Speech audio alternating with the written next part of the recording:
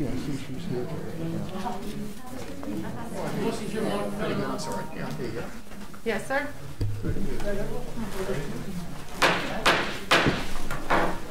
I will call the Christopher Town Council meeting of September 28th, 2021 to order. As we always do, we will have a moment of reflection followed by the Pledge of Allegiance. So if we would take a moment of silence to reflect on issues and things going on not only in town, state, and the nation.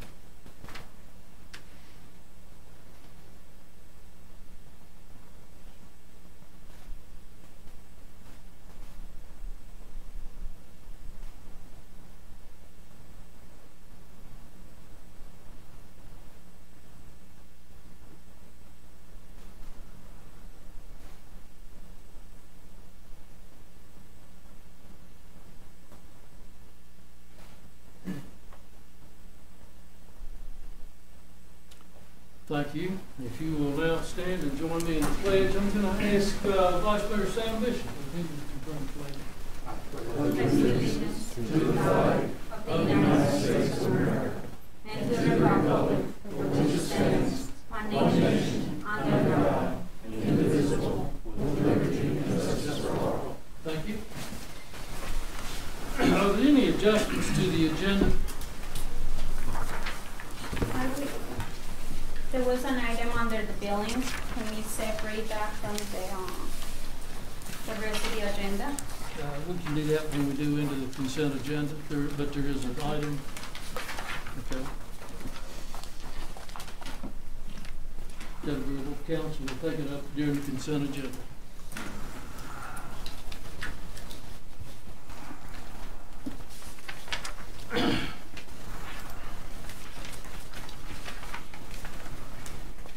We have two items for the public agenda, public hearings tonight. The first being a major home occupation conditional use permit for a single chair salon in the A Agriculture Zoning District at 725 Stafford Drive, tax map 405-A-8.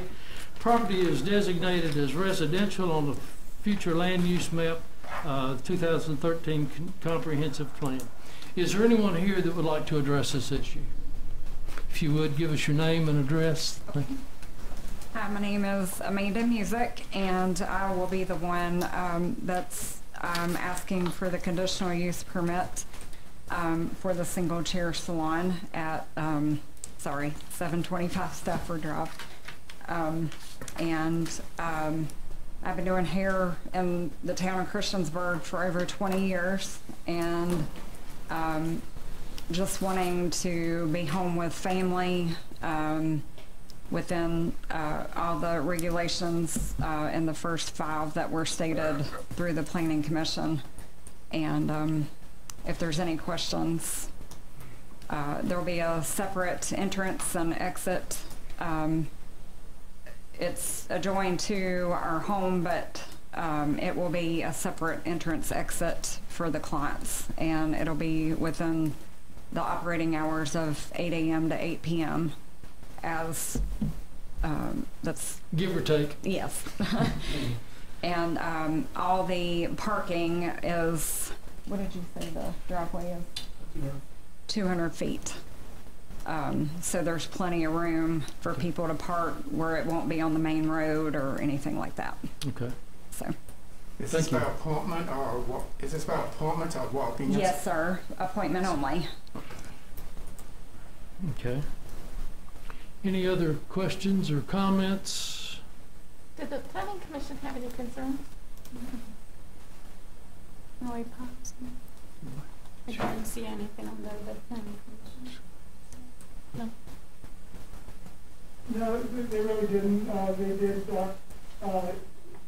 use some conditions that were typical of what they had looked at in the past for similar proposals. Mm-hmm. And I'm happy to bring those up if council would like to look at those at this time, or I'll have them available at the meeting. No, that's good. I'll go find them. Thanks. And the vote was 9-0 or whatever? 7-0. It didn't go. Did it go before planning? He did. Okay. The vote was 7-0, I think. okay. All right, very good. Thank you, ma'am. Thank you. We have a rezoning for R3 multifamily residential and B3 general business to B3 general business for the Montgomery Museum and Lewis Miller Regional Arts Center, Montgomery Museum of Art and History at 300 Pepper Street Southeast on a tax parcel 527-A-235. The property is designated as Parks Open Space map for the 2013 Christiansburg Comprehensive Plan. Is there anyone here to address this item?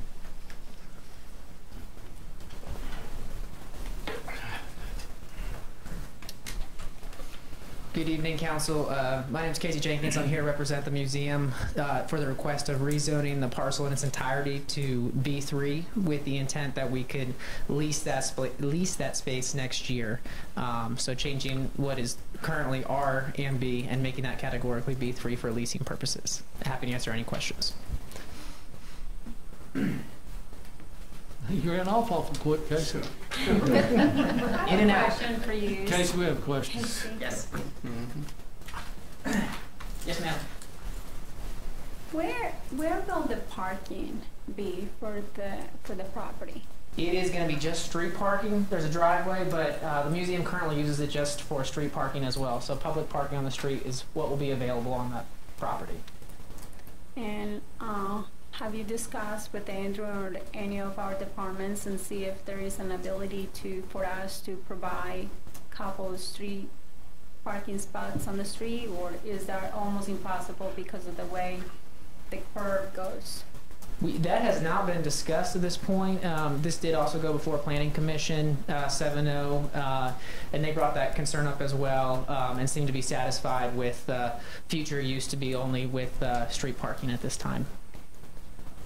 And were there any limitations as far as how many cars could you park on the street, or there was nothing as far as with the permit? No, there was not a restriction on street parking spaces that we could do. And what about for the property? Is that a numbered? Well, I guess it would depend on kind of what is proposed. If they are reconfiguring the space or doing an addition or not, then additional parking may be required on site. But as far as I'm aware right now, it's a matter they intend to use the building as it exists today. Right. I imagine you guys are not going to be using it at all. That's all going to be rental, right? That's our intention at this point, yeah. That's and correct. This is just, I know it has nothing to do with this, but I'm just curious. And you can answer, you don't have to. The beautiful garden that you have out there, are you guys keeping that on site, and is it going to be open to the public? Yeah, so the intention is if we can lease the space out to an organization or organizations plural that will complement what we do in our mission at the museum, they would have that indoor space, but we would still program the outdoor art installations and the garden to keep that as a community asset for people. Okay. Yeah. Thank you so much for Absolutely. answering that. Yeah. Thanks, Casey. Thank you. Any other questions or comments? Thank you, Casey. Thank you. Thank you. Well, under the consent agenda, there's an item on monthly bill list. So do I have an approval for the approval of the minutes of September 14th, approval of purchase of 2 Freightliner cabs and chassis, award contract of boring contractors in the amount of $1.14 million for construction of the Roanoke Street Tower Road intersection improvement project, award contract to Boxley Materials in the amount of $1,055,000 for construction of the 2022 annual paving project, and an agreement between the town of Christiansburg and Ure Valley Action Incorporated for Response Homeless Intervention Services, USHD Community Development Block Grant 2019 program year. I make a motion that we approve the consent agendas A, C, D, E, and F. I second it. Got a motion and a second. Any discussion? Yeah, one question on the Roanoke Street Tower Road intersection. And this Mr. Kelly is here this evening.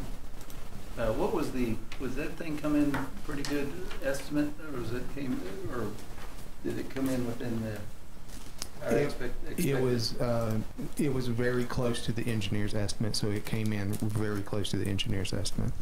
We had the 3 bids, and there was a range of about, as I recall, about 400,000 across the 3 bids.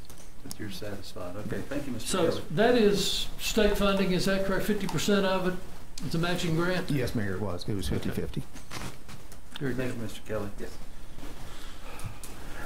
I'd just also like to mention too that we have a councilman in the audience tonight who, when I first started council, this was one of his projects he was following and explained to me, and that's Mr. Collins. So I'm glad that he's here tonight to see this actually come through.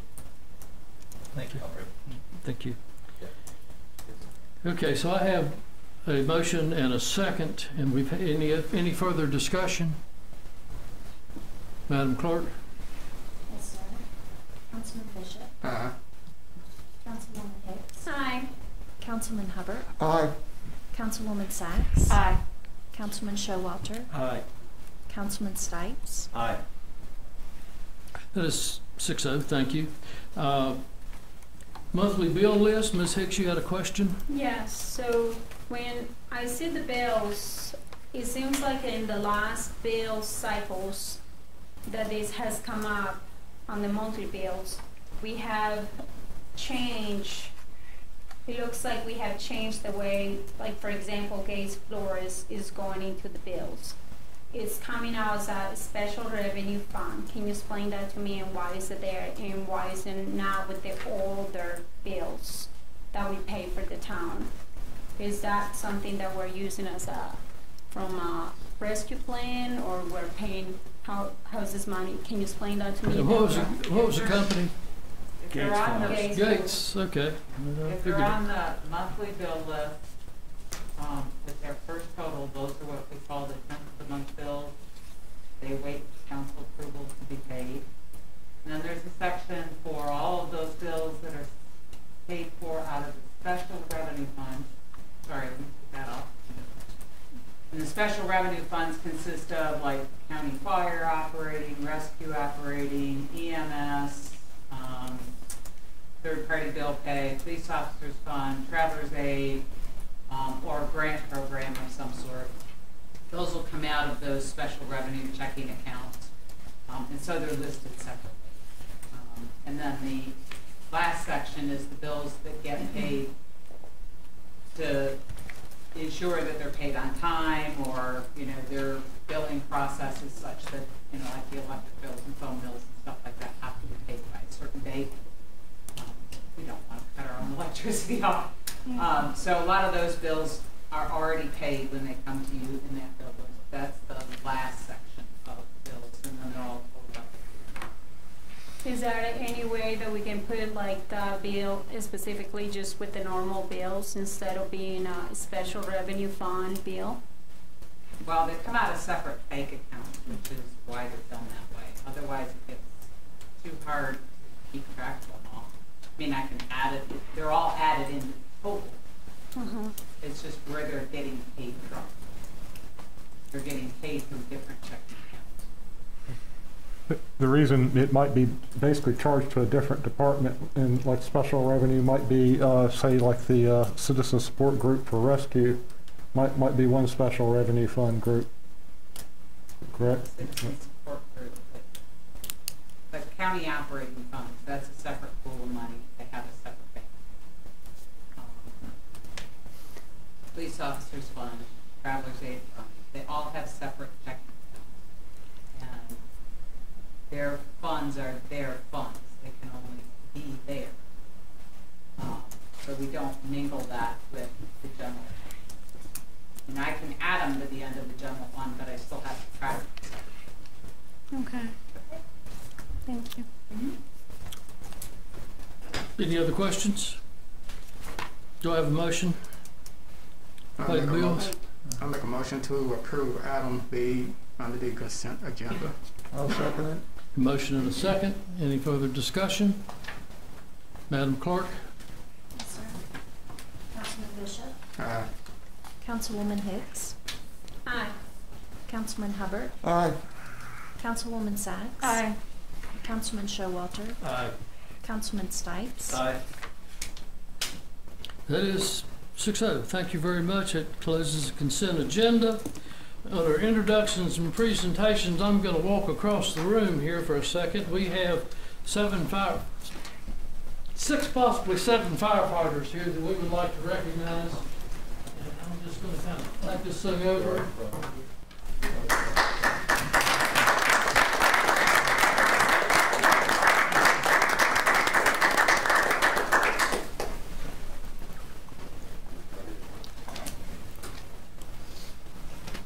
Alrighty. This is very appropriate. We wanted to do this prior to Fire Prevention Week, which is the week of October the 3rd. The parade is the 5th. So I have 7 proclamations here. I'm not going to read them verbatim, but what I wanted to do is I wanted to recognize each one individually for the years that they've served. First on the list is Grattan Thompson, who has completed his 60th year with our fire department.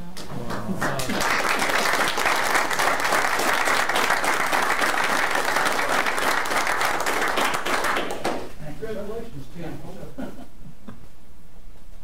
We have Billy Linkus, who has completed his 40th year of service to the emergency to the fire department. Mr. Thompson has served various roles throughout the organization: chaplain, captain, first lieutenant, second lieutenant. Billy has served as a member of the membership committee for the Christiansburg Fire Department, and I believe, Billy, have you been an engineer? Membership committee. Billy, 40 years. Thank you very much.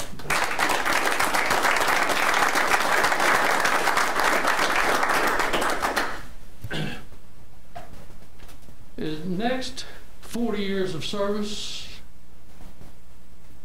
Mr. Billy Hanks, our fire chief. He has held numerous positions within the Christiansburg Fire Department and varying roles with both Blacksburg and Radford Fire Departments. So he has been our chief since 2009 and was named the Governor's Virginia Fire Chief of the Year in 2018.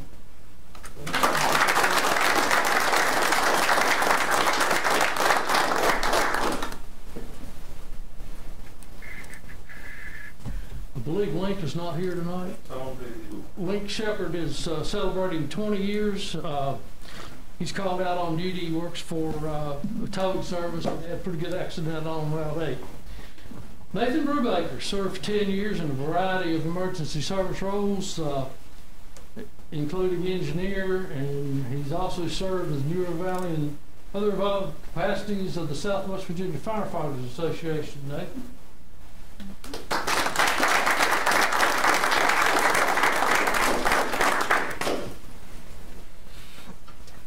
Kevin Meredith. Kevin's not here. Kevin's not. Yeah, well, I'll give him to. Kevin has completed 10 years with the fire department. He has been an engineer, other positions, and he also serves the community in his career as the Montgomery County Sheriff's Office, where he is currently ranked as a sergeant.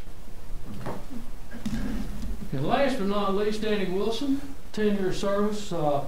He's been an engineer with the fire department. He began in 2010.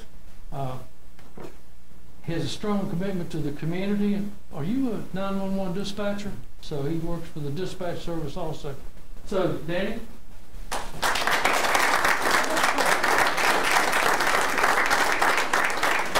So it is, it's always a pleasure to do this, and I notice that he has a good contingency from the fire department here. These men are the bread and butter of service to the town of Christiansburg and Montgomery County. It is a volunteer role. We only have a couple of paid people on board. So these people are not only volunteering and giving up their time, but they're working full-time jobs, raising families, and staying active in the community. So, gentlemen, ladies and gentlemen, thank you very much. We appreciate all you do for us. Thank you.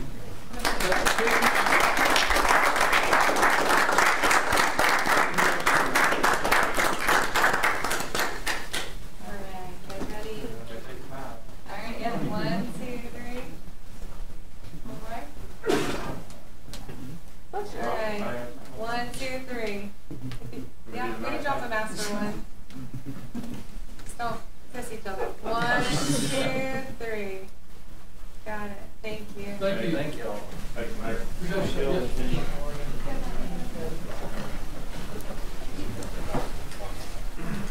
That's a lot of years there. 190 years total is represented. That's awesome, yeah. I think Billy told me that we have 860 rough 860 years of service on the department. well members combined, so that's a lot. Good group. Thank you, Mr. Hayes. Thank y'all. Thanks, Chief. Thank you. All right, citizens' comments. This is where we open the floor to citizens that will wish to come and address matters of the town. I'll ask that you come to the microphone. Give you 3 minutes, plus give me your name and address.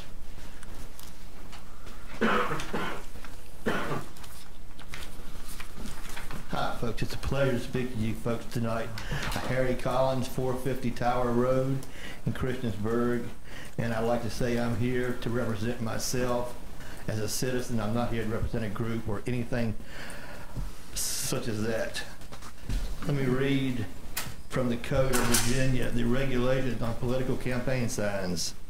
No locality shall have the authority to prohibit the display of political campaign signs on private property if the signs are in compliance with zoning and the right-of-way restrictions, and if you have permission of the owner.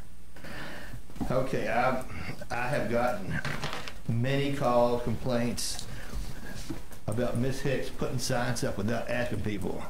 It's gotta stop. It's gotta stop. I have a solution. I think the town needs to come up with a form that the political candidates fill out this form. If they're going to put a sign on somebody's house, they get the owner of the house to sign it, and that proves, that they have their permission. If it's found out that they're not, then they can be charged with a misdemeanor, and this misdemeanor is punishable up to 12 months in jail and a fine of $2,500. That'll put a stop to it. Okay, also, I watched the interview Ms. Hicks did the other day with, I can't think of the man's name now. Scott Anyway, Dunn? she did interview, yes, Mr. Bunn, and she was saying the meals tax is 12.8%, and that's just not true, and she knows it's not true. The meals tax is 7.5%. The state tax is 5.3%. If you add them up, of course, that's 12.8, but 12.8 is not the meals tax. That's misinformation. She also said that the town of Christopher makes it rough for people wanting to redo construction, commercial property, by requiring sprinkler systems. Sprinkler systems are required by the International Building Code, not the town of Christiansburg.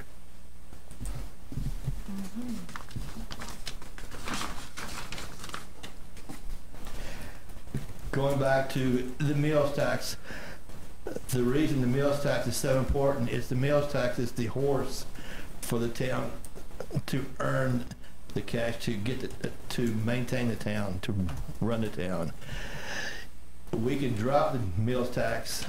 You can drop the meals tax, but we'd have to raise the real estate tax to do so. The meals tax is a voluntary tax, where you go out to eat voluntarily. It can be paid by you or from somebody from out of town or whatever.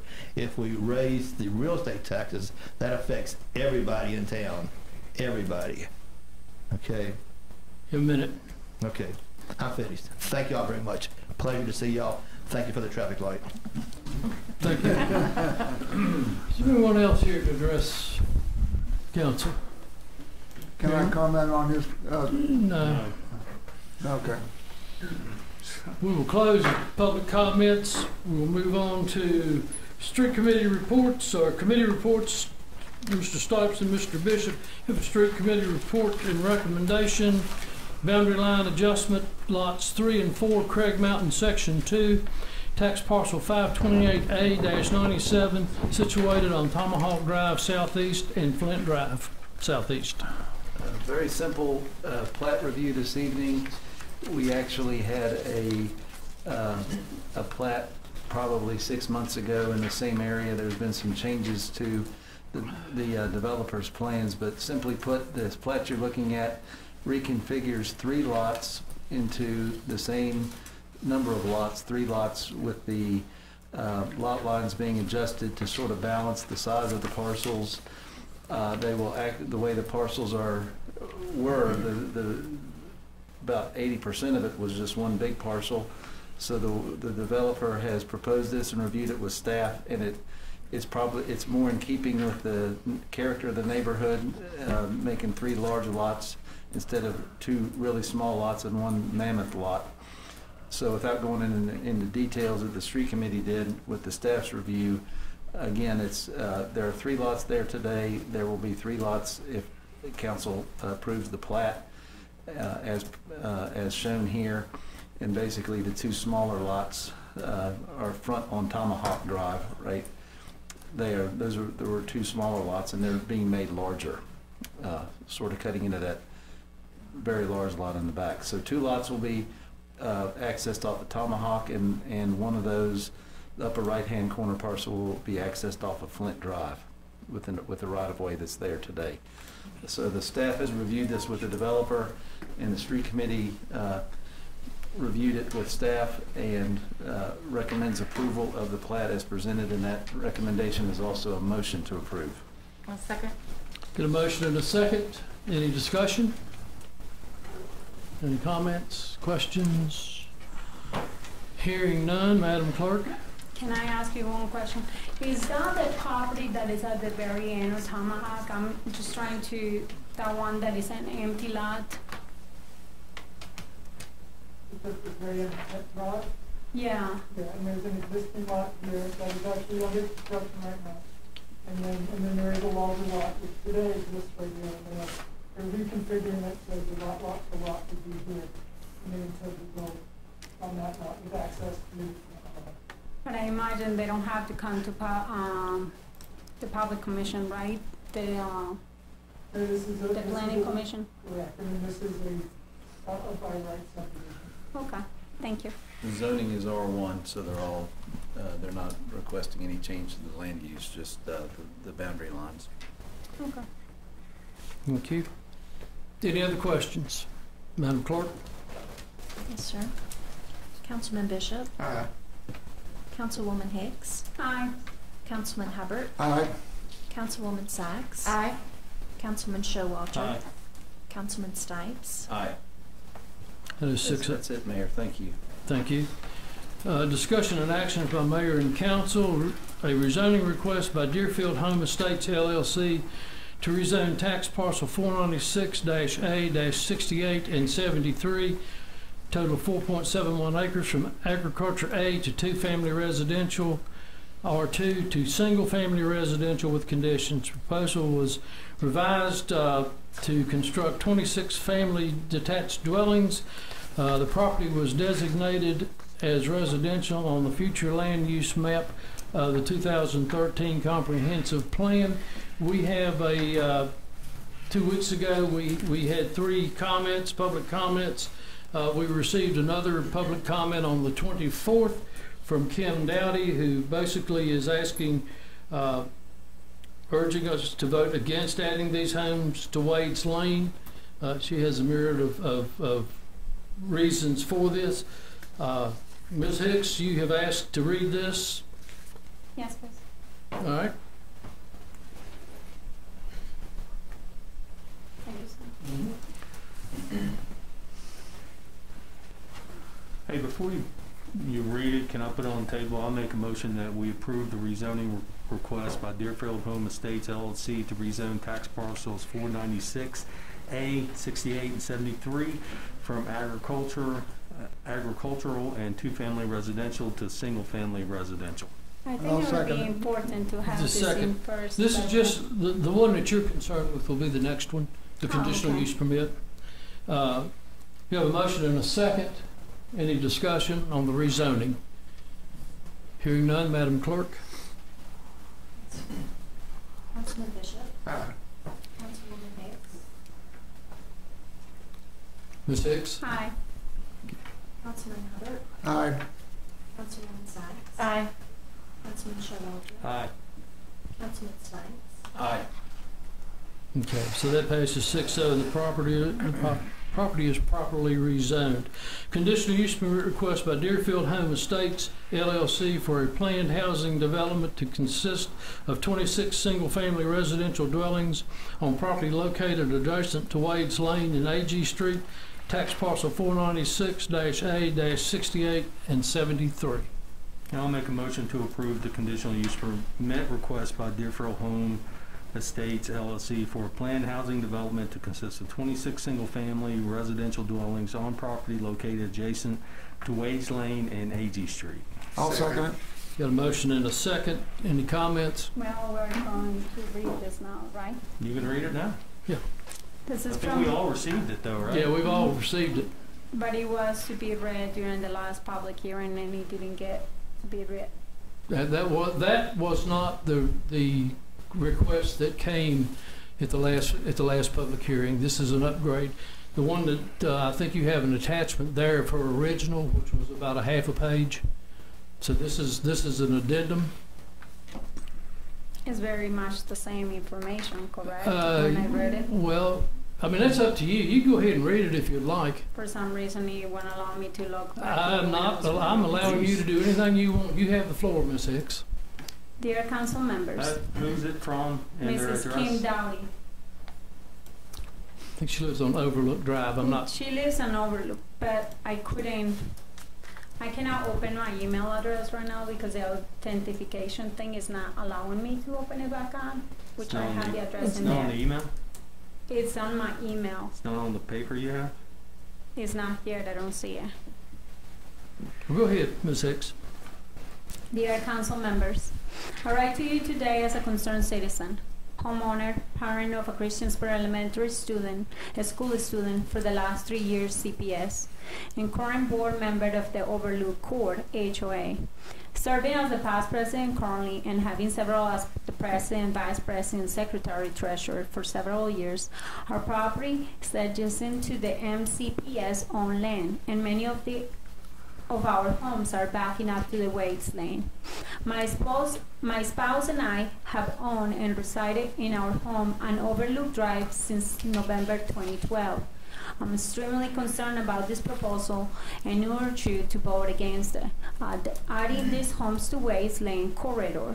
As a working mother, coping with parenting during a pandemic, I have been trying for some time to collect information about the rumored subdivision coming to the street with little success.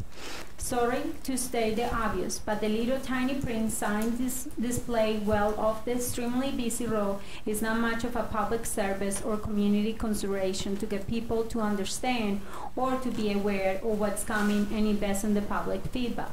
When I was able to pull off and stop to take photos of it, my child expressed concern about me being in danger from the cars blowing by us on the crest of the hill. I traveled by many times wanting. It's on the back, Joanna. It's a tick. Yeah, there you go. It carries Oh, forward. goodness sakes.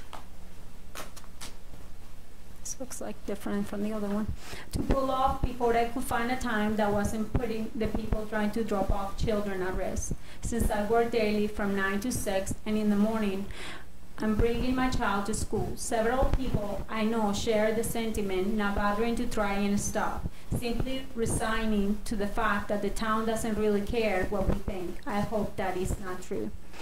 I reached out to the town on August 28 and waited almost 2 weeks for a response, finally getting a simple attachment of the proposal included in the agenda package and public record back on 9/8. I submitted comments to be presented at the 9/14 meeting through the council form, but heard nothing back from the council or town, and was unable to attend in person due to the family conflict with the meeting time. I watched the recording of the meeting and did not hear my comments read into the record or shared publicly. Other than a very poorly visible sign on the road, well off the road, on a busy thoroughfare, there was no information available to the locals of this community who would be invested in this decision. It impacts every parent, teacher, child at the school, and every homeowner in this entire corridor to a new street, demands on the water system, and so much traffic to this area. Here are some of my concerns, which I feel no level of construction or prevention could eliminate being a problem for many. Many of us using waste lane daily and for the generations to come. Have you driven by Betty, Waits, or Clearview? Please come by and experience. Anytime when school buses, cars, and commutes are coming through here with no police officer directing traffic for 15 minutes a day. Try for a week between 7:30 a.m. to 9:30 a.m. and again a dismissal, and tell me if you will want to live here and take your kids to school this way. Do you care about stress and quality of life on our residents and children and teachers? What about safety? The presentation made it seem like a joke to the developer and perhaps the mayor as well. CPS and CES have been and are under construction. It's been 2 years, 3.5 in the planning. Have you not looked at these public records before now? You didn't seem to be aware at all where the drop-off and pick-up is taking place.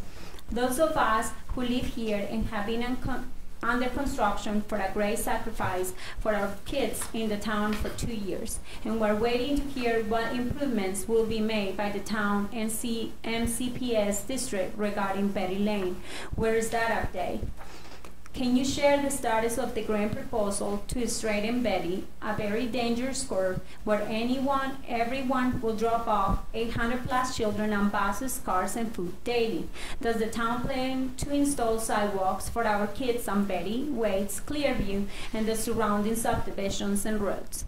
Have you seen children trying to walk these streets, to trick or treat, get to school and bus stops? Families walking to Kroger, CVS, and Christian's Per Pharmacy, with commuters texting and driving on the way to work. Now, add 2 more businesses on either side of us, a car wash and an eatery. What else can we add to make it more dangerous and encourage people to speed through? Now you consider how many more years of earth movers, beeping, trucks, and more of our community to navigate to the other side of the road. Please stop this menace. What will you want if you live here with kids? Do you see the children on buses walking to school coming from the detention center? What are you thinking? By even possibly considering allowing this addition of close to 30 homes with a traffic of 1 to 4 cars on the street parking. This is dangerous and unreasonable. Additional to overly congested cut-through. Why is the town not doing a traffic study there before allowing this addition for another 30 homes? As you heard Mr. Jeremy Williams state, people speed through bypass the streetlights on North Franklin. She fully supported the project. I think that's what you wrote. Yeah, he did support it. It's in the minutes. Okay. I contacted the town after years of living here to request a stripe be painted on Clearview because of the dangerous nature of this troubled path, taking each day with my child in the car. They simply took a call and made a big difference. They discussed sign distances. You cannot see over the hill, nor the one on Clearview. The road is now wide enough for 2 cars to see this.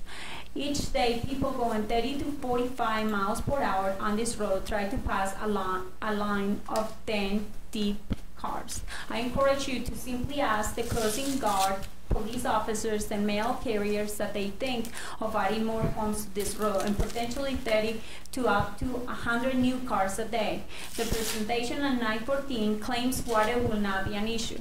There is absolutely no way this is accurate. As someone who took over a small HOA in this town, I can tell you there is a zero awareness of what's required of an HOA who inherits a pond and what is needed to maintain it. Many HOAs are led by volunteers, homeowners, and people with no training. The town inspectors are a small team and very useful to work with. When you can find out who is supposed to represent the town and who is supposed to represent the HOA as a part-time volunteer, this is hard work that most folks in town don't have time to do. What will be required of this new HOA? That process took overlooked poor HOA years to accomplish.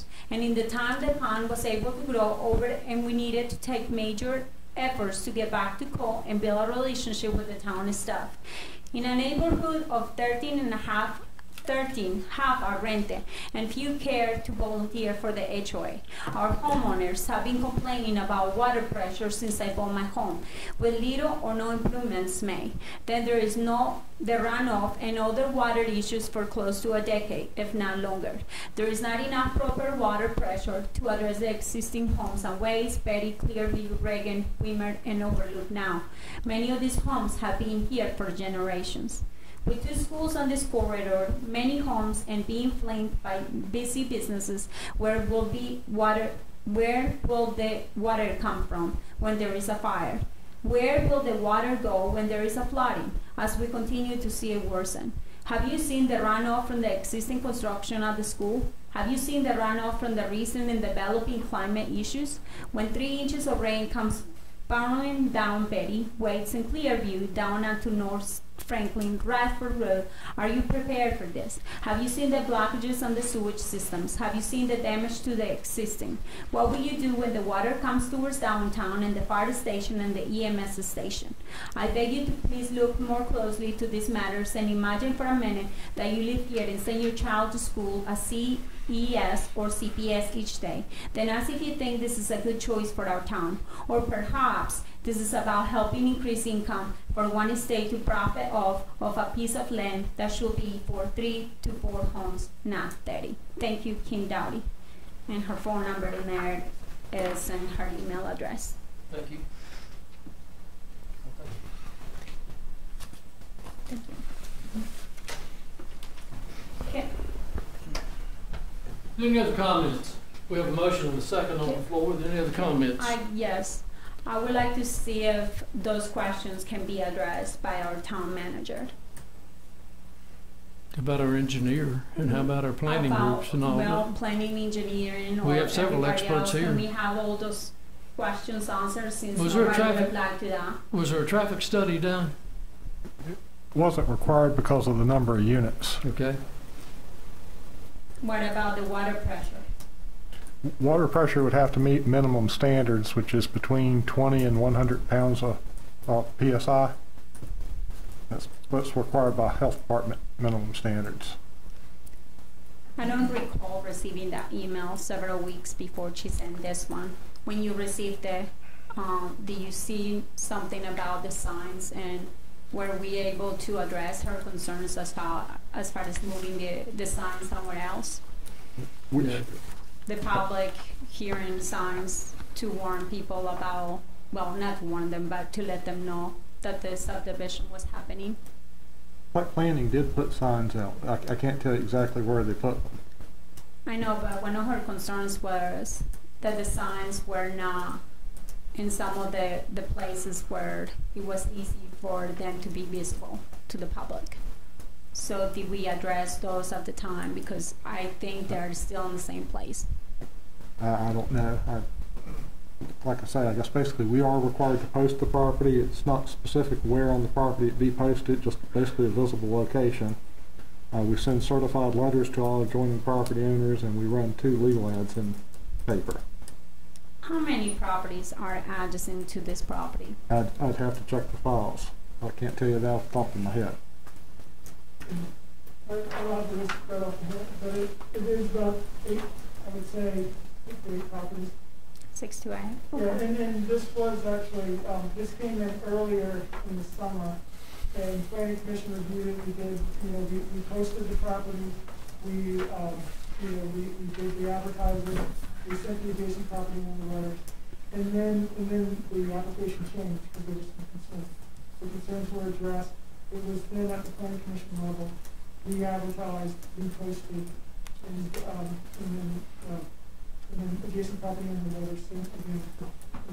And so we did have more people come out at the first planning commission than we did at the second. So, I don't believe that Overlook Street would have gotten it because they're not adjacent property owners there at the top of the hill.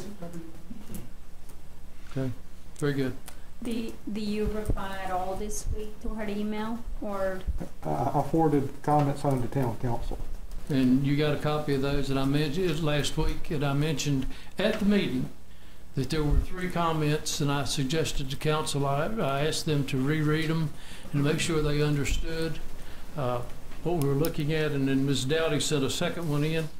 So that's all I can say on that one. I will say that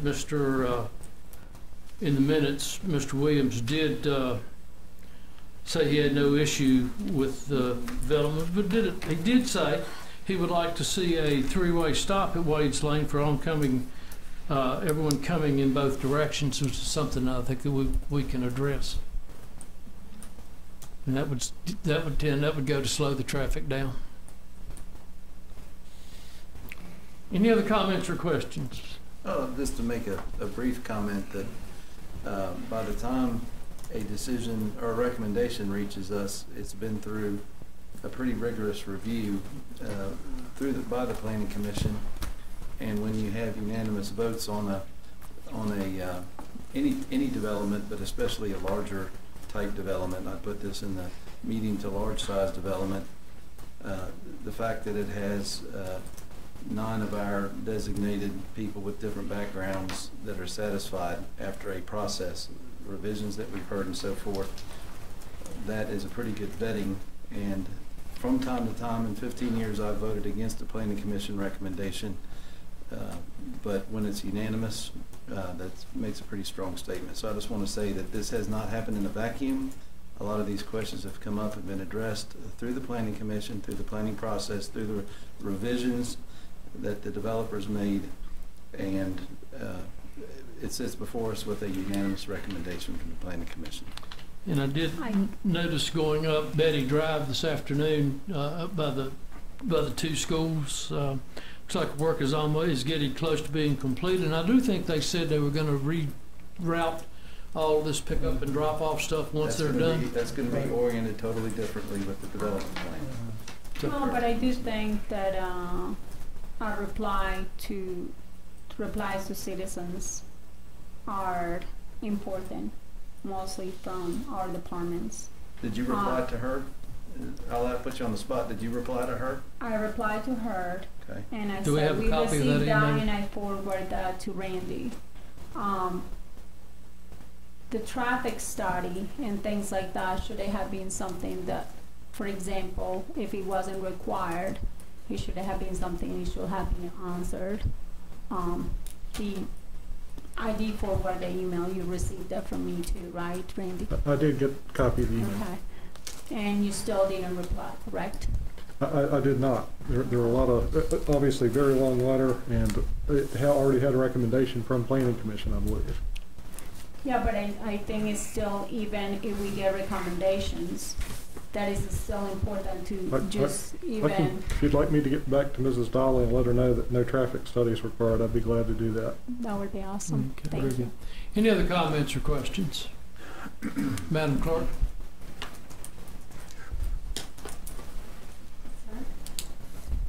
Councilman Bishop, Aye. Councilwoman Hicks, Aye. Councilman Hubbard, Aye. Councilwoman Sykes. Aye. Councilman Showalter, Aye. Councilman Stipes. Aye. That is 6-0, thank you. We have a conditional use permit for R3 multifamily residential district uses in the B3 General Business District by Bruce A. Moses, owner, on behalf of Brian A. Rice, applicant, at 975 Radford Street, tax parcel 525A-19. Proposal is to construct 5 townhome units. The property is designated as business commercial on the future land use map of the 2013 Christiansburg Comprehensive Plan. I'll make a motion to approve the conditional use permit for R3 multifamily residential district uses in the B3 General Business District by Bruce A. Moses, owner, on behalf of Brian A. Rice, applicant, at 975 Radford Street. And I'll second it. Okay. Any comments, discussion? I think it went before Planning Commission in mid-August. I believe that's what, Andrew, is that correct? August 16th. And it was unanimous vote? Yes. All right, very good. Any other comments or questions? Madam Clerk? Yes, sir. Councilman Bishop, Aye. Councilwoman Hicks, Aye. Councilman Hubbard, Aye. Councilwoman Sykes. Aye. Councilman Showalter, Aye. Councilman Stipes. Aye. That is 6-0. Discussion of opioid release. Randy, I believe that's probably in your bailiwick, isn't it? Correct. Christiansburg was approached by Montgomery County in regards to a national opioid settlement. Virginia is scheduled to receive, I believe it's approximately $530 million from a few opioid manufacturers. Montgomery County is requesting that we basically sign a release with those in regards to that. What that will do is, if the more localities in Virginia that sign the release of 10,000 or more population, then basically that increases the pool of money that Virginia would receive, and therefore the amount of money that Montgomery County would receive. I think that's kind of generally the gist of it. Montgomery County is requesting that we consider that.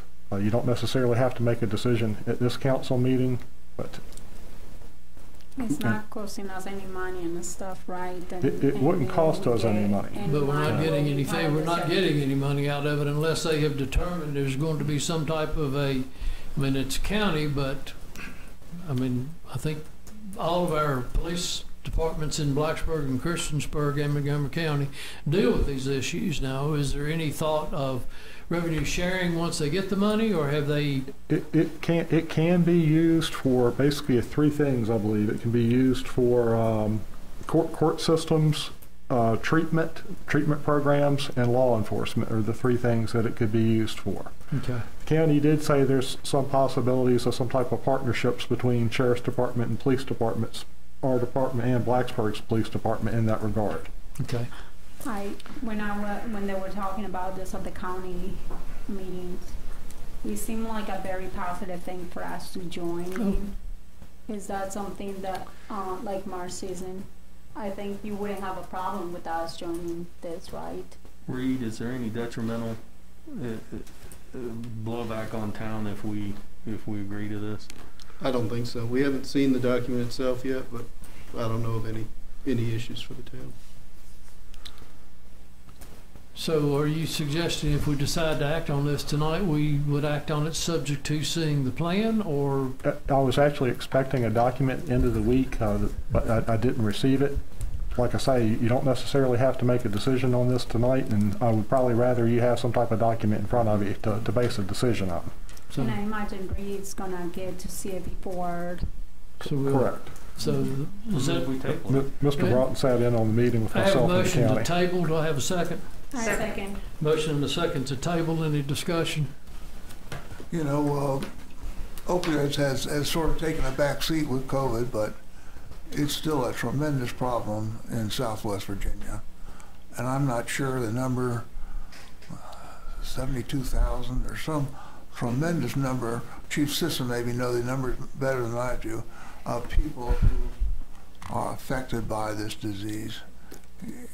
Mark, have you got something on that? I don't have direct numbers. I'll just tell you, opioid crisis is still here in Virginia, especially in Southwest Virginia, so we need to combat that at every opportunity. Okay, thank you. Any other comments? There is a facility on Roanoke Street. Is this part of the health department as far as the opioid treatment and things like that? I know it's nothing to do with this, but I was just curious. We're out on Roanoke Street.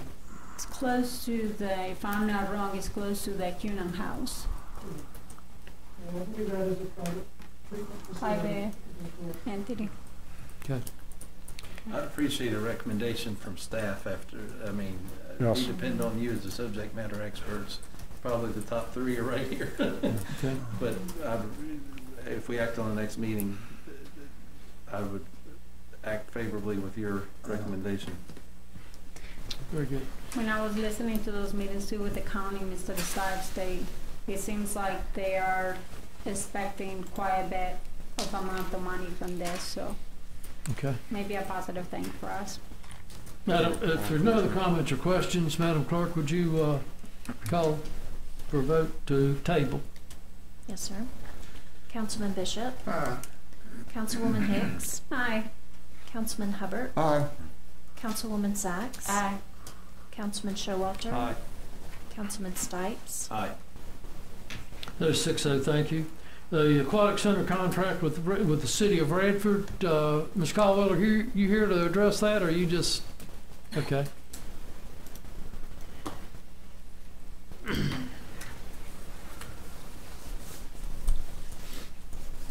evening, council.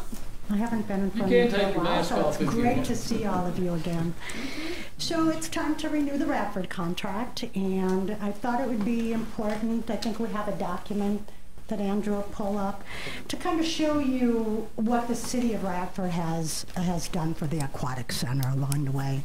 It's really important. We have, as you can see here, 5 years of full operation with the Aquatic Center, or with the city of Radford. And if you can remember, the city of Radford had an outdoor pool, remember, down at the Dedman Center, and they filled that in. And then the university had their indoor pool, the Dedman Center, and that got filled in, right? So the city of Radford was kind of sitting without an aquatic center. So at that time, it was the perfect opportunity for the aquatic center to jump on board and ask them if they would like to be part of the memberships here at the aquatic center. They pay, and I would like first off to clarify that the city of Radford residents are not free. For some reason, that miscommunication has been out in the community, and I've been kind of driving that to stop. So they pay $5 per resident, each and every resident, each and every visit. So that is also our non-resident rate at the Aquatic Center. So if a non-resident comes to the Aquatic Center for a daily admission, they'll pay $5. You can also purchase a monthly admission into the Aquatic Center if you're a non-resident, and that's $15. So I think what's important here for me to clarify is, in the previous 5 years, we have had 14,811 visits from the city of Radford. Now, in order for those folks to come into the Aquatic Center, they have to go by the Radford City's Parks and Recreation Department to receive their ID. Once they have that recreation ID, they bring it to the Aquatic Center. We therefore turn it over, scan it with their name, and that monthly report is then mailed to the Parks and Recreation Department for the city of Radford with Kenny Goodyear. I have a partnership working with him. So they have the list of all their residents, and as you can see, the 14,811 visits in 5 years has produced over $62,000 in revenue for the town of Christiansburg. If we decide that, oh, maybe we want to increase the fee, or maybe we want to stop the contract, those residents, and I can name probably 3 off the top of my head, come at least 4 times a week for $5 per day, will now buy a membership for $15 per month. So I caution council to be aware of kind of what we already have going on with the city of Radford before we make a move not to stay with the $5, because it's really important and it is what we charge, right? So to me, you know, the city of Radford paying their $5 per visit is really important. Now the contract is important because it covers the first 200 visits per month. So if you'll look up here, there's maybe several months that 200 people don't come, right? So they're already kind of prepaying like that insurance policy that they're going to have 200 people. And if I step aside here, you'll note, just say 21 here in January, they had 146 visits, so they already paid 200. We don't bill them anything for that, right? We only bill what's over 200. As you can see, 217, 241, 362. They had another charge of $810.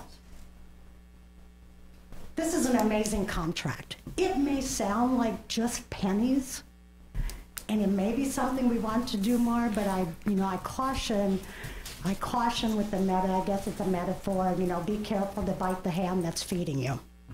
Or not to bite the hand that's feeding you.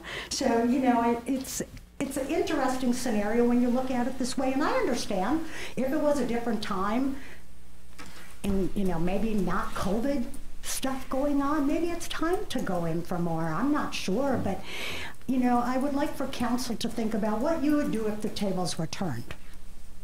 What you would do as a council if you are paying this rate to the city of Radford and they ask you to increase it, would you all of a sudden say, you know, we're done, I think we'll just provide this with the town of Blacksburg because they're offering $2 per person. So we don't really care how far they have to drive or what the amenity is, we're providing the service, right? So we want to be cautious of that. Also, when COVID hit last year, we had a contract with another local university. It wasn't 2 days after COVID hit and they called and canceled. The city of Radford has not done that. They have not canceled this contract through this entire COVID time. They've kept their payment going, and I think that's important. So as a resident of Radford, if the contract is canceled, you know, the city of Radford's paying one person that comes 4 times a week, $80 a month to the town. If I get that one non-resident membership, we're getting 15. So I hope I'm a little clear kind of in where I stand with this, and obviously I'm not trying to sway anyone's opinion. It's definitely council's choice on what you would like to do, but I'm weary of reaching out a little bit too far at this time, and I'd like to ask for a renewal of next year's contract to continue at $12,000 per year, and then we go ahead and invoice monthly as we do. Any questions? Just to clarify this is supposed to be ending in December, but we can make the decision tonight, correct? I'm sorry, you'll have to speak up a little louder. The end of the contract is in December. December But 30th. we can renew it today. When can we renew it with them? Any time between now and the end of December. Okay. I will tell you, Radford City is agreeable to renewing the contract at these terms. As Terry mentioned, I think the $5 per visitor is a fairly fair rate. It's actually what somebody in town would pay, although an in-town citizen would have an option of getting basically a monthly membership for $15. $10. So $10. Yes. Residents are $10 per month. But you know, out of town could get the membership for $15, correct? Correct. So the Radford City resident could get the membership themselves for $15. If we were to want to renegotiate the terms, it would have to go back before Radford City Council too, obviously. But the way it's written, it can be renewed on basically annual basis. Like I say, I'm willing to renew it. I think they're reasonable terms, and Mr. Redbass willing to renew it. I'll make a motion, we renew the contract. It's a no-brainer. I'll second. Yeah. Second, yeah. Motion and a second. I'll Let me say, ask you something now, Stu. So last year, Do we have any discussion? yeah. So last year, the 2,400 visits for the year. It will be 200 visits per month, and we had a contract. I thought, my understanding, wasn't it 6,000 for the year, and then anything above 200, you pay additional. So it came down less than $5 a month. It's 6,000 per. It's 6,000 per 6 Per months. semester. Correct. And that's what it was last year, or this is Correct. just- That's what it was last year. Okay, so we are not making any changes. Do you think that, have you guys been able, and this has nothing to do with this one, and I'm glad that Radford has paid through those times. I'm a taxpayer for Radford City, and I can tell you, I actually like those benefits. You know, I don't live in Radford, so I don't get those benefits, even though I pay tax-paying money over there. But I do think that a lot of the word has gotten out that they are able to come to our facilities, and I think that makes it for us to be able to get more of that revenue, and I think that's really good. You know, that the aquatic center is being used, and like I was telling you before, I would like to see if Radford City and the university will allow us to have more information out there about recruiting lifeguards for our center, because I think it's important to partner with them, just like we have this contract, for them to see if there's an ability for them to advertise, for us to have you know, people that live in Radford come and work in Christiansburg. We have had several employees, lifeguards from Radford. We have a fair amount of Radford University students. We advertise in their paper as well as Virginia Tech for the hiring. So I feel like we try to shoot it out there, but I can definitely speak with Kenny Goodyear, the director of Parks and Rec, and see if he's able to help out. Thank you so much. It's a world-class facility, Terry, and you guys have done a great job in trying to keep it open there in these difficult times. Thank you, sir. I'm ready to vote. Thank you. Yes. And I'd like to just give her a comment here too. I think what you've got here, it looks like you have a program that you're happy with, and you've got it organized well, and everything is going along smoothly. And I just don't see how that we should, mess with what you've got going on right here. And just like Henry just said, we support it. And talking about lifeguards, I think you went down and they had a job fair at Radford University, didn't they? We did. And I think did you get a couple of leads? We do have a couple. I believe we have 9 waiting for interviews. So that's amazing. Thank you, Town Council. Double your staff, double your staff just about. Yeah. That's just for that one job, or is that for all the other jobs? Yes. We only have one application for the full-time, and that is internal, and we are going to be interviewing him ASAP this week. Excellent. But you have 9 part-time applications? Yeah, I think 8 or 9. But some are that's without- certified. Do we vote There's on the only a couple in there that Yeah, are let's- certified. Yeah, so. let's vote on the contract right now. Instead of talking about staffing, let's stick to the agenda item, contract Madam with the city Clerk. of Radford. Thank you. Thank Would you. you poll council? Yes, sir. Thank you, Terry. Councilman Bishop, Councilwoman Hicks, Aye. Councilman Hubbard, Aye. Councilwoman Sacks, Aye. Councilman Showalter, Aye. Councilman Stipes. Aye. That'll be 6-0. Thank you very much. Staff reports, town manager. It's approached by public relations in regards to possibility of a photo calendar for the town of Christiansburg. Of course, we've had the photo contest the last several years, and last year we prepared this with the thought of possibly doing a calendar. We didn't pursue it last year in part because of COVID, and maybe this isn't the time this year either. But just kind of give you an idea of what a town calendar could look like using some of the photos we've received. Like I say, it features this version features several of the previous photo of the year winners and other submissions. I like it. And the thing about the calendar too, you can post different things that town is, like town council meetings and different things like that, can be put right there on the calendar. And, even when different events are going to be held. And I think it would really be beneficial for everybody living in the town. And it looks like it's really well done on the picture. Very well done. Randy, how many people do we have inquired about a town calendar?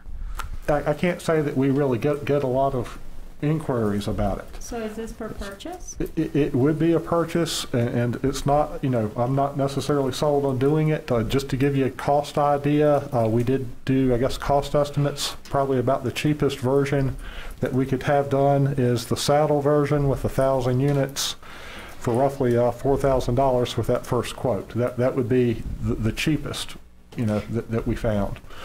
Are we still doing the books for the rec center? We started those a while back. We're not printing them out still, right? I think we are still printing them. You're printing them again? Let me check. I don't have the current one on my desk, I know that, but let me check. I personally feel like you're doing a great job with this calendar thing, but I think maybe we have to wait a little bit longer just because of the COVID numbers that we got right now. The school system, I can tell you from my 4 kids going to the school system, they're not sending barely no papers for nothing. Okay. Unless it's fully necessary for something. Everything is done on the computer. And I think it's a beautiful calendar. I love the pictures too. Randy, is there any way our PR department could put a prep calendar out there with, of course, to make it so somebody can't print it or save it, to see if there would be any interest in Like an online type of calendar that go to the town. I do understand people like my mother, if she was still with us, she would be interested in having something like this, and I know certain of my neighbors would probably enjoy it, but a lot of everybody's become so automated and online at this point. I'd just be curious to see before we even had a discussion to see if there's anybody who's willing to buy that, and if there's a significant amount of people. I mean, 1,000, right? All right. That was the minimum. No, I'm sorry. You done? No, I'm done. Okay. Do a little polling then? Yeah. Okay. You, get a little feedback on social media, see what you get. That's a good idea. What happens if we do like a small amount and we charge like can we raise funds for like the fire department? Let's for say we charge $10 a piece or something, and whatever money is made out of that to go towards the fire department. Is that something that can be done, or? It certainly could be. And, you know. but that would almost be a project that you'd think one of the individual departments, as in fire, rescue, or police, may want to do. So I don't know. You know, if it were a calendar for sale to the public, I think that we would have to equally disperse those profits to the three departments equally, police, fire, and rescue. How If we were to do how it. about we see if there's any takers on it? Okay, we'll talk about it down the road. You know, head first into it. Anything else, Randy? That's all I have. Reed? Nothing to report, Mayor. Any other staff? Hearing none. Under council reports, I want to thank the Kiwanis Club. Ernie's already gone out a wonderful Wilderness Trail Festival. It was well received. I appreciate the fire, police, and rescue, and particularly, and Public Works, who is, you know, they're down there 4:30 in the morning or 4 o'clock in the morning till 6 o'clock at night. So getting it ready and getting it set up, it was well. We guesstimate somewhere around 8,500 people, give or take, to it. I think it was good. I do know we have the Fall Festival coming up Saturday at the mall. That's from 11 to 3 or 4. That's by the police department. And then we have our Rockin' on Main Street from 3 to 9, which will be 3 bands this time. So, Mr. Stipes? Very short. I was cleaning out my council file as I have just a few remaining meetings left. I put at each of your desks a vintage copy of the 2020 Christiansburg Vision Plan that was started in 2009, and I don't know if it's a collector's item, but when I read that and see the progress that this board has made and the previous boards over the last 11 years, 12 years, it's amazing. So keep those are maybe a collector's item one day, who knows? You might see them on Antiques Roadshow one day. No, we've been focusing on these things and it shows.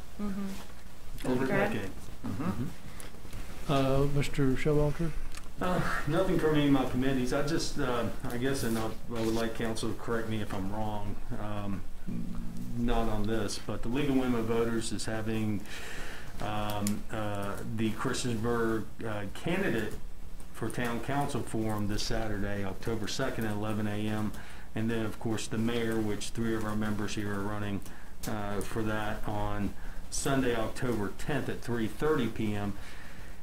And I noticed that Blacksburg, it took the League of Women Voters several days to even get an upload, and it wasn't a live feed. And really, if council would support this, and I don't know if even the League of Women Voters can do this, I think it's very important for transparency. And of course, our webpage, which sends our meeting that we're having right now in real time out there, if the town IT staff would reach out to the League of Women Voters to see if they would have that forum, both forums, on our webpage during live. It's very important. Yeah, they're offering to where you can. They're offering to where you can register. It's very, to me, that's very. Yeah. It's very manual to have somebody register. I understand submit a question. I guess you could do that. I was looking at the form today to do that.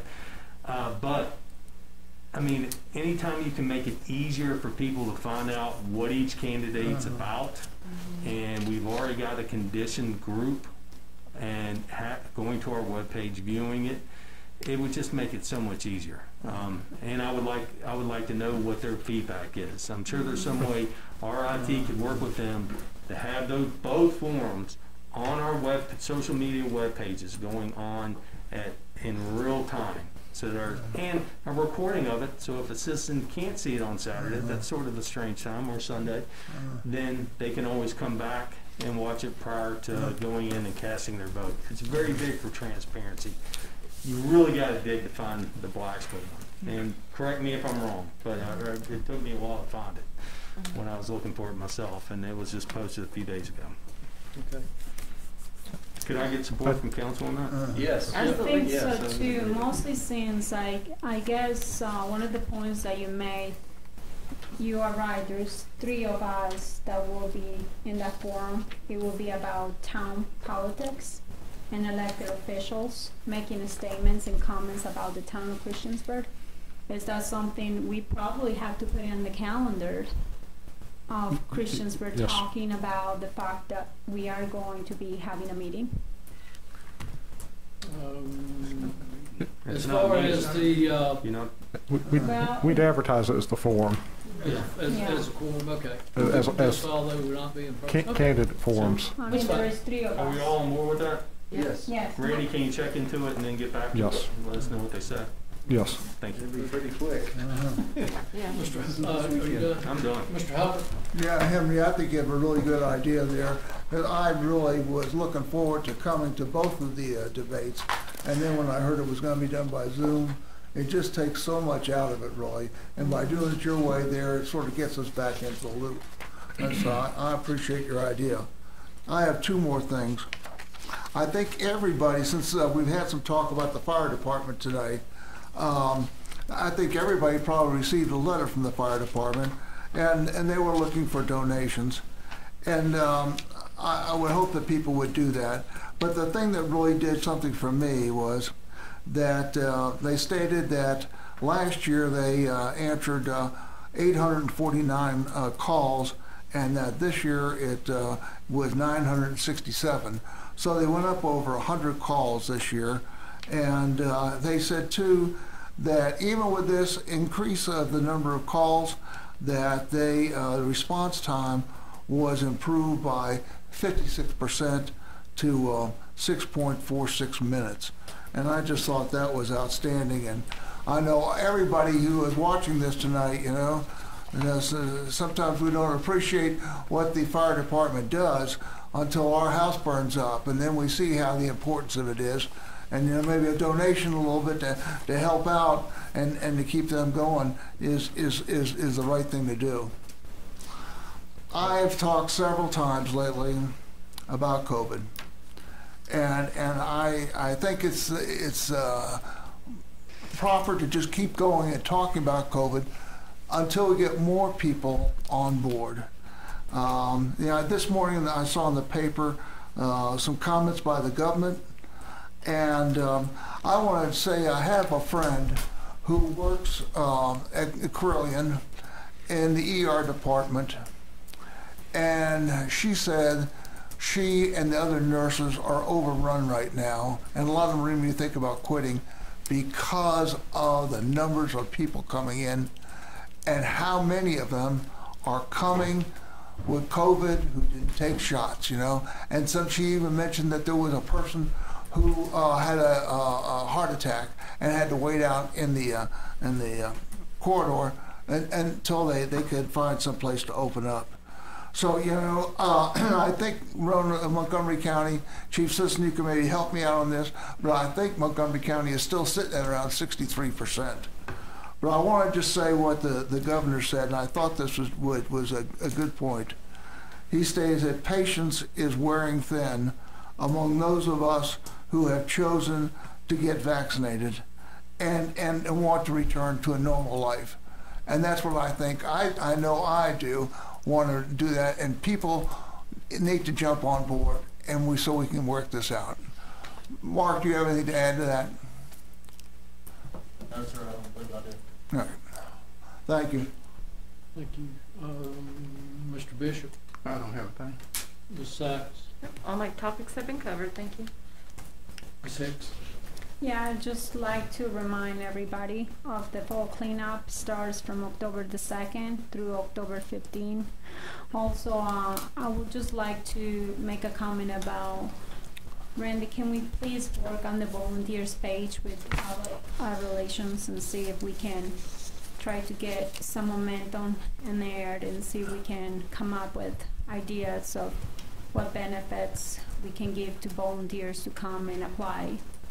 And I just assume that they're gonna come to our page to apply. And also, you had mentioned that there has been some meetings between Joel and Coyle and some of our volunteers with the county. Is there a way to find out when those meetings are going to take place and what's going on with them, so we're aware of what's going on?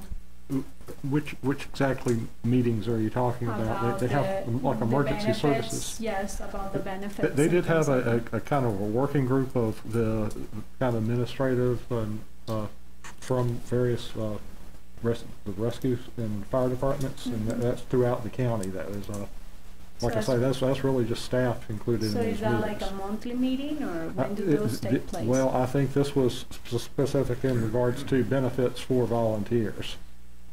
Can you kind of work on that and tell us some updates about what we can do and see if we can come up with a plan to work with businesses and see if we can come up with a program of sponsors? That committee is supposed to be basically bringing some recommendations to the staff. Will you take some of those considerations that I sent you? We certainly will. We'll probably be bringing them back to council. I was going to bring you a package of all the other websites and things like that from other fire departments around Virginia that I feel like they have done a good job of promoting the volunteers' positions to the community. Just. Okay. Anything else? Oh, one more question.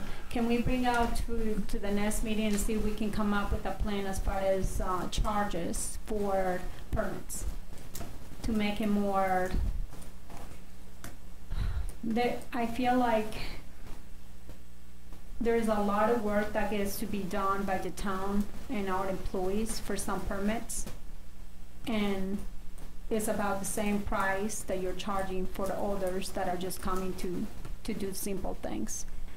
I wanted to see if there is a way that we can come up with I know that the charges for putting those things out there to the community is like $250 for advertising and things like that, but I think as far as the other work that it's involved when people are coming out here to get permits. Are you talking like conditional use permits and rezoning applications? Mm-hmm. We charge $750 is the base that we charge for those. We do charge larger for larger properties. Some of the things we have to do per code of Virginia for those, as far as notifications, we have to run 2 legal ads in the paper. Mm-hmm. We have to send certified letters to the adjoining property owners. We pay the planning commission for the meetings that they attend, mm-hmm. and that's what that cost goes towards.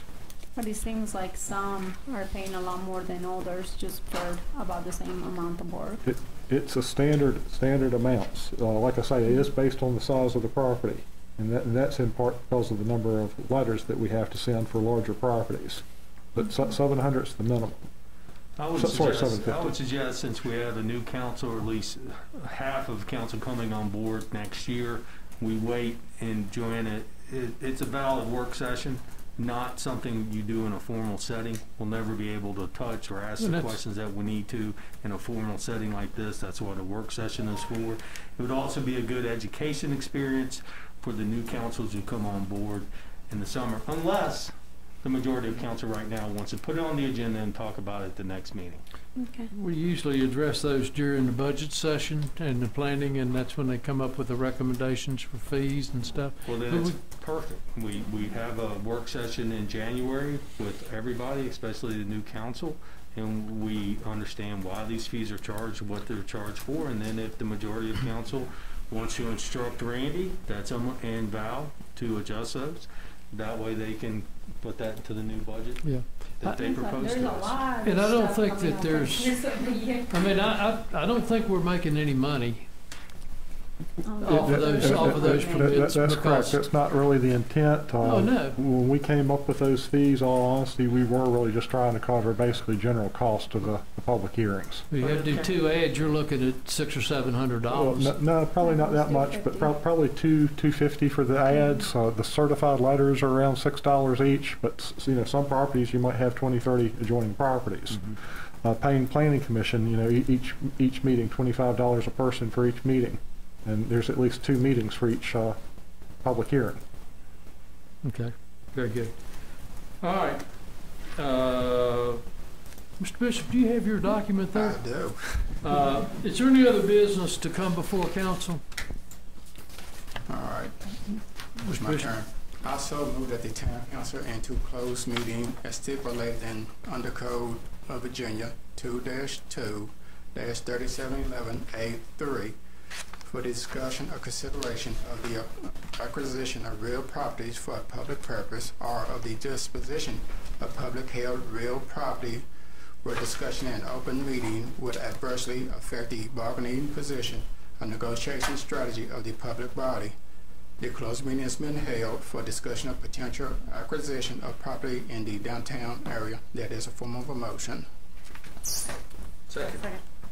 Got a motion and a second. Any discussion? Can we take a 2-minute break? Well, I'll make that decision when we pass the motion. I'm sorry. Yeah.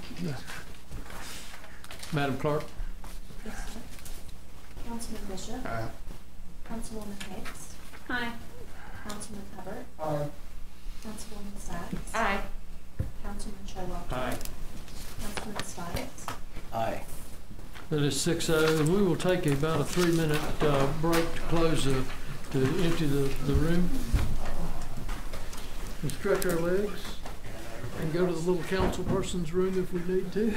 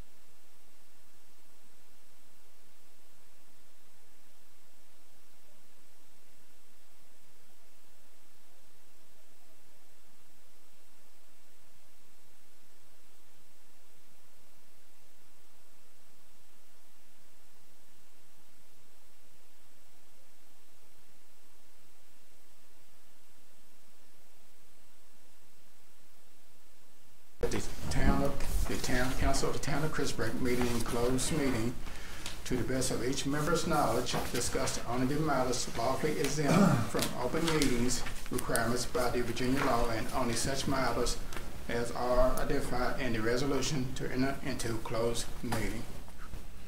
That's one motion. Second. Motion and a second. Any discussion? Madam Clerk? Yes, sir. Councilman Bishop. Aye. Councilwoman Hicks. Aye. Councilman Hubbard. Aye. Councilwoman Sachs. Aye. Councilman Showalter. Aye. Councilman Stipes. Aye. All right, that is 6-0. So our action is we're not going to really take any action on it at this point in time. Is there anything else to come before council? I will remind council that that was a closed session. It is, the information obtained and garnered here within closed session is private and not for public use. If there's nothing else to come before council, we are adjourned.